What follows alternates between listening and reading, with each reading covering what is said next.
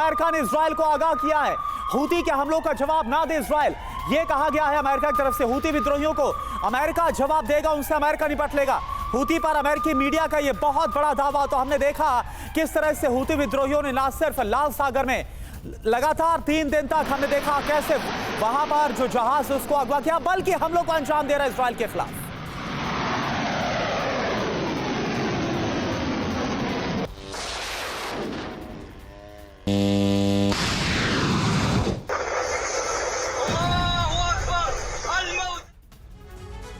और देखिए यमन में हमला ना करे इजराइल, ऐसा अमेरिका क्यों कह रहा है? देखिए वो इस वजह से क्योंकि अब अमेरिका को लगने लग गया है कि वो ये काम कर सकता है। अमेरिका की इजराइल को नसीहत है कि वो हूतियों पर हमला ना करे, हूती के हमलों का जवाब ना दे इजराइल। अमेरिका की तरफ से 2 टूक कहा गया और अमेरिका को गाजा जंग के विस्तार का डर है। अमेरिका को लगता है कि यह जंग और ज्यादा बढ़ेगी, हूती पर हमले से हिजबुल्लाह भी हमला करेगा, यानी 2 फ्रंट वॉर और खुल जाएंगे। हूती और हिजबुल्लाह को ईरान का समर्थन है, ईरान जंग में उतरा तो युद्ध के विस्तार की आशंका है। करुणा बिल्कुल, तो इसके मायने इस वक्त हम आपको समझा रहे हैं जो नसीहत दी गई है। और देखिए जीवन राज पुरोहित सर हमारे साथ हैं। जीवन राज पुरोहित सर, सवाल मेरा ये, देखिए मायने तो हमने बताया क्योंकि अमेरिका को इस बात का खौफ है कि कहीं इसका विस्तार मिडिल ईस्ट में और ज्यादा ना हो जाए, लेकिन क्या इस बात का भी डर है कि अगर इजराइल की तरफ से कॉन्सेंट्रेशन या फिर उस तरफ हूती विद्रोहियों की तरफ अपनी ताकत लगा दी गई तो जो उसका असली मकसद है हमास का खात्मा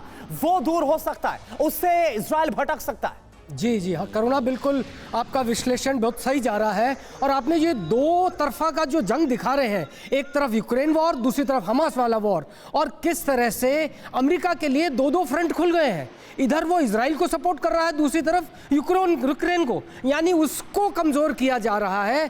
इस हादसे में अगर इजराइल हूतीज़ को और हिजबुल्लाह को भी जवाब देता है तो उसका एरिया बहुत ज़्यादा बढ़ जाता है, अमेरिका पे दबाव उतना ही बढ़ जाता है। अब इसके पास 2 ऑप्शंस हैं अमेरिका के पास कि या तो हूतीज़ को वो खुद संभाले या फिर थोड़ा डिसएंगेज करे, ताकि जो इजराइल का वॉर जोन है वो हिजबुल्लाह, सीरिया और हमास तक ही रहे, पैलेस्टाइन तक रहे। अगर वो इसको हूती तक बढ़ाता है तो रीजनल वॉर जो ऑलरेडी फैल रहा है, क्या ये बेकाबू हो जाएगा?